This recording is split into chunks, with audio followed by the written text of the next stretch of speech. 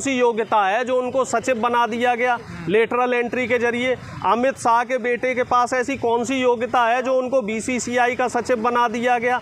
सवाल तो इस समय सत्ता पक्ष से होना चाहिए। अभी 10 साल से तो कांग्रेस सत्ता में नहीं है, इस समय तो बीजेपी सत्ता में है। का पूरा जो गठबंधन है जिसमें जो 26 दल हैं, हम सभी दलों की एक मांग है, जातिगत जनगणना होनी चाहिए, सामाजिक न्याय होना चाहिए। जितने सरकारी पद, जो 60 लाख से ज़्यादा इस समय सरकारी पद खाली हैं, वो पद भरे जाने चाहिए। किसानों की एमएसपी की सुनिश्चित होनी चाहिए। महिला सुरक्षा में जो इस समय खिलवाड़ हो रहा है उसके महिलाओं के साथ पूरा। और आज की तारीख में देख लो, 10 साल में मोदी जी ने पिछड़ों के नाम पे सिर्फ धोखा दिया है जनता को, पिछड़े जो युवा हैं उनको।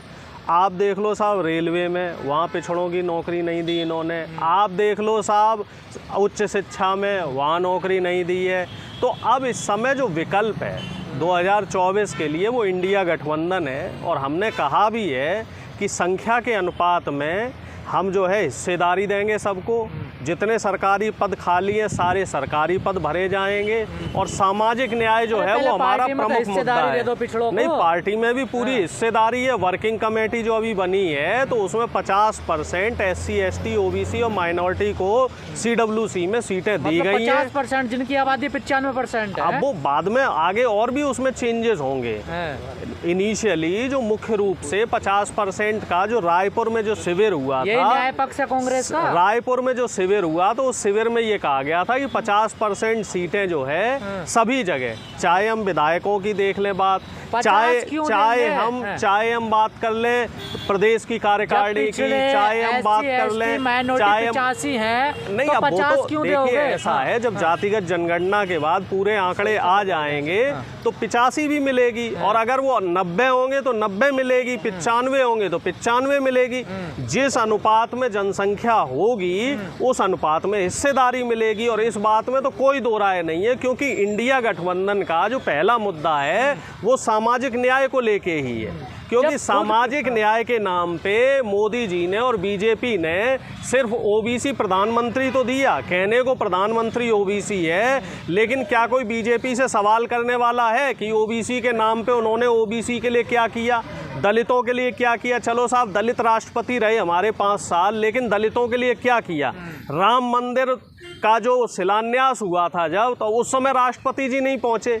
आदिवासी कह रहे जी हमने महिला दे दी राष्ट्रपति, लेकिन जब यहाँ पे नई संसद का उद्घाटन किया गया तो उसमें आदिवासी महिला को जगह नहीं दी गई। तो इस तरह की जो दो अर्थी बातें हैं, जो कथनी करनी में फ़र्क है बीजेपी का, तो हम तो उस बात को लेके कह रहे हैं कि कांग्रेस तो हमेशा सबको साथ में लेके चली है।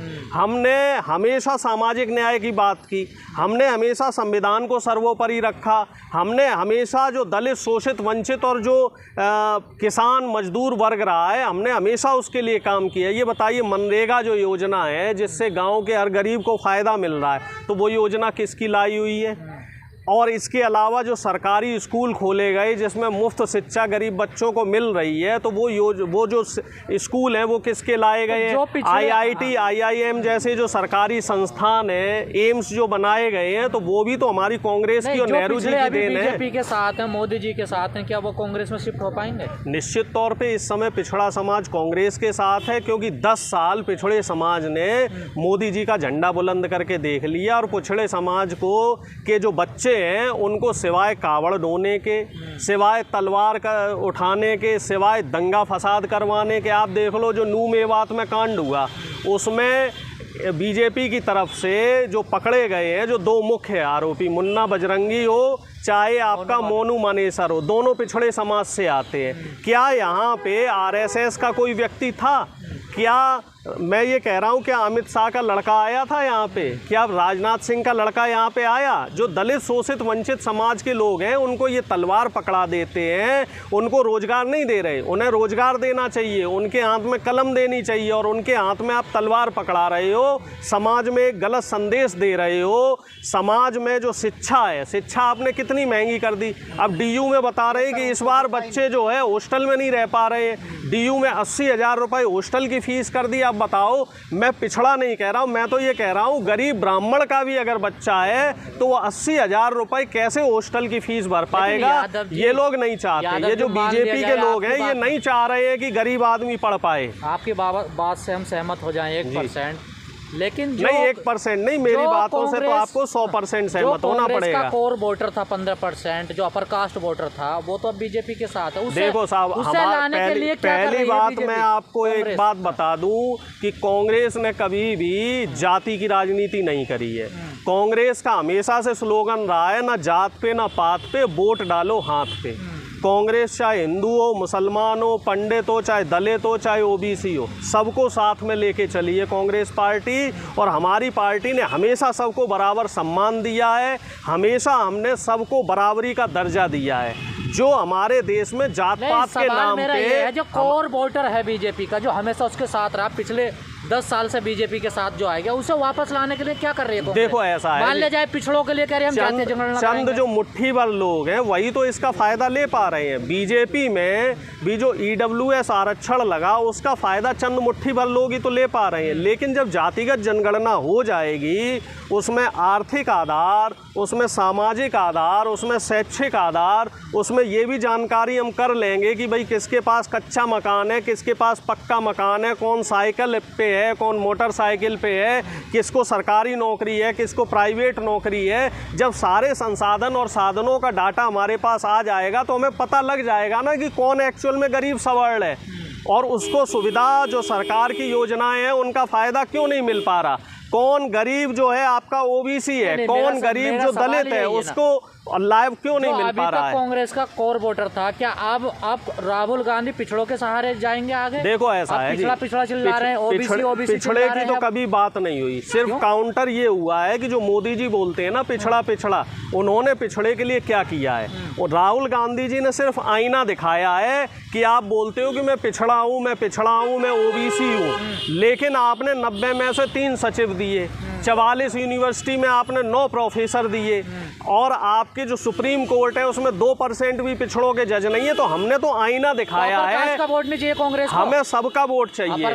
और जो व्यक्ति वास्तव में संविधान को मानने वाला है, जो व्यक्ति वास्तव में देश को मानने वाला है, जो व्यक्ति वास्तव में चाहता है कि ये देश तरक्की करे, वो हर व्यक्ति इस समय जो है कांग्रेस पार्टी को वोट देगा और इंडिया गठबंधन को वोट देगा। क्योंकि बीजेपी की जो चालबाजी है और चालाकी है वो जनता की समझ में आ रही है। पढ़ा लिखा तबका इस समय परेशान है क्योंकि उसको नौकरी नहीं मिल रही है, किसान इस समय परेशान है, उसको MSP नहीं मिल रही है, बहन बेटियां इस समय परेशान है, उनकी सुरक्षा नहीं हो रही। सबकी बात हो रही है, आप ये बताइए, सभी की बात हो रही है। पिछले कितने मीडिया में है, पिछले कितने सचिव हैं, मैं आपको ये कह रहा हूँ कि सभी की बात हो रही है, सभी की बात हो रही है। आप हमें ये बताइए जातिगत जनगणना में कहाँ लिखा है कि सिर्फ पिछड़े की और दलित की बात होगी।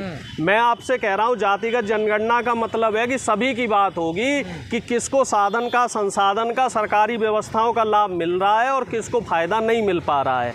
और मैं तो खुद जानता हूँ इस चीज़ को, और हमारी पार्टी इस बात को जानती है कि सरकार की तमाम योजनाएं जो सालों से चल रही हैं उन योजनाओं का लाभ अभी हर तबके को नहीं मिल पाया है। और इसी वजह से इस समय की जो मांग है वो जातिगत जनगणना है। जब तक ये जनगणना नहीं होगी, हमारे पास पूरे आंकड़े जब तक नहीं आएंगे, तब तक हम जो है जो सरकार की जो सुविधाएं हैं और जो नई सरकार की योजनाएं हैं उनका हम लाभ नहीं पहुंचा पाएंगे। पिछले 60 सालों से क्या कर रही थी कांग्रेस को, जो अब याद आया?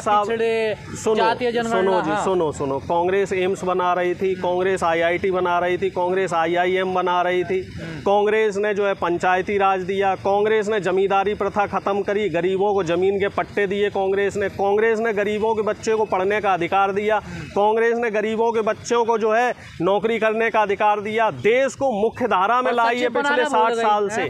सचिव तो बीजेपी ने बनाने बंद कर दिए। सचिव तो ये मीडिया जगत जो है, मीडिया जगत और ये सचिव जो लेटरल एंट्री के जरिए घुसाना शुरू किए, ये तो बीजेपी ने काम शुरू किया।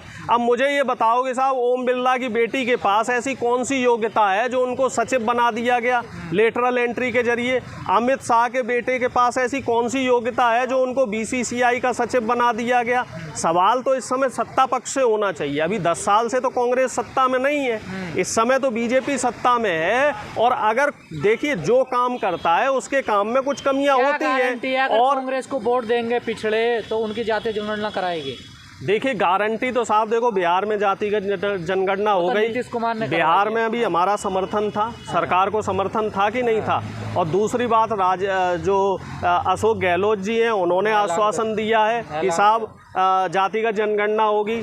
और तीसरी बात जो सबसे महत्वपूर्ण है, अभी हमारी 4 जगह जो है सरकार है, ठीक है, और 4 मुख्यमंत्री में से हमारे 3 मुख्यमंत्री ओबीसी के हैं। अब इससे बड़ा प्रमाण हम क्या दें? बीजेपी की अभी 10 जगह सत्ता है और 10 में से सिर्फ उन्होंने 1 ओबीसी मुख्यमंत्री दिया है।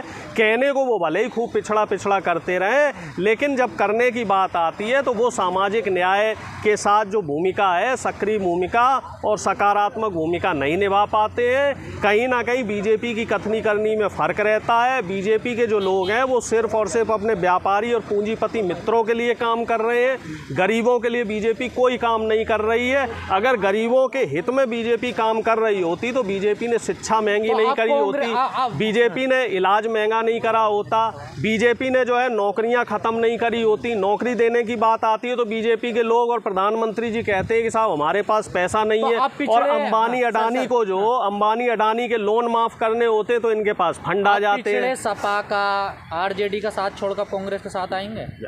अब ये बताइए कि आरजेडी और सपा हमसे अलग है क्या? अलग हमारा तो इंडिया गठबंधन बन गया है। और मैं आपको फिर कह रहा हूँ श्रीमान जी, आप मेरी बात ही नहीं सुन रहे हैं। इंडिया गठबंधन जो है वो पूरा का पूरा जो गठबंधन है, जिसमें जो 26 दल हैं, हम सभी दलों की एक मांग है, जातिगत जनगणना होनी चाहिए, सामाजिक न्याय होना चाहिए। जितने सरकारी पद, जो 60 लाख से ज़्यादा इस समय सरकारी पद खाली हैं, वो पद भरे जाने चाहिए। किसानों की एमएसपी की सुनिश्चित होनी चाहिए। महिला सुरक्षा में जो इस समय खिलवाड़ हो रहा है उसके महिलाओं के साथ पूरा न्याय होना चाहिए।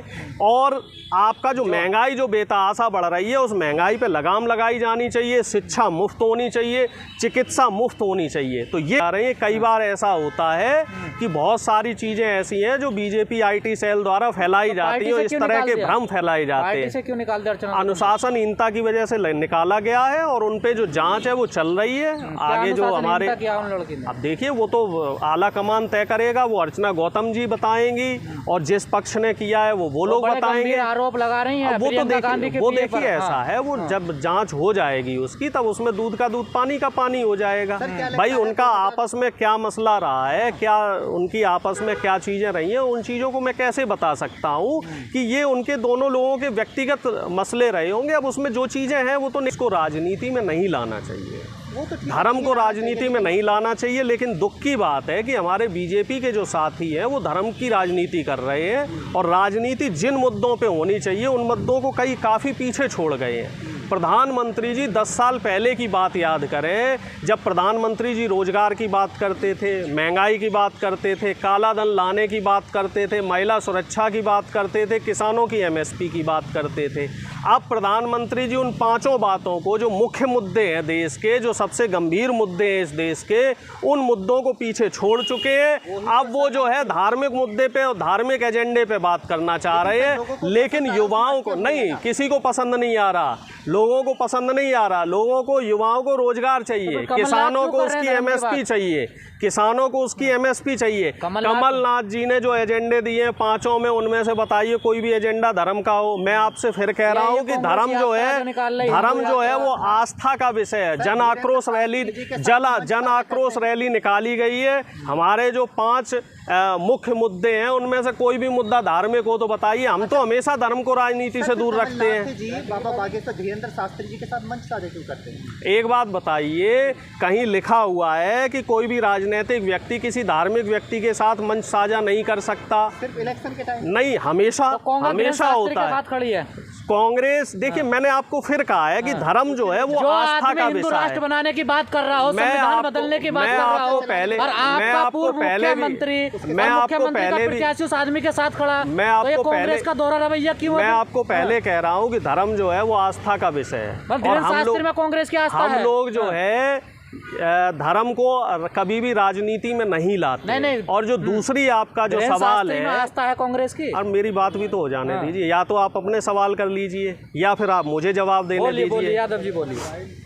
देखिए, मैं जो कह रहा हूँ, कहीं भी कमलनाथ जी ने ये नहीं कहा कि साहब हम हिंदू राष्ट्र बनाएंगे, कहीं भी हमारी पार्टी ने ये नहीं कहा कि हिंदू राष्ट्र बनाएंगे। हम लोग संविधान को मानने वाले लोग हैं, हम लोग जो है प्रजातंत्र को मानने वाले लोग हैं, और हम लोग जो है सभी धर्म का बराबर सम्मान करते हैं। अगर हमने धीरेन्द्र शास्त्री जी को, कमलनाथ जी ने बात की है, तो मुस्लिम मौलवियों से भी हमारी बात हुई है, सिख धर्म के जो गुरु हैं उनसे भी बात हुई है। उस पर तो आप बात नहीं कर रहे हैं। संविधान हिंदू राष्ट्र बनना चाहिए, नहीं, कई मौलवी इस तरह के भड़काऊ बयान देते रहे हैं, मिले हैं कई मौलवी इस तरह के भड़काऊ बयान देते रहे हैं। और मैं आपसे फिर कह रहा हूं कि इस तरह के जो धार्मिक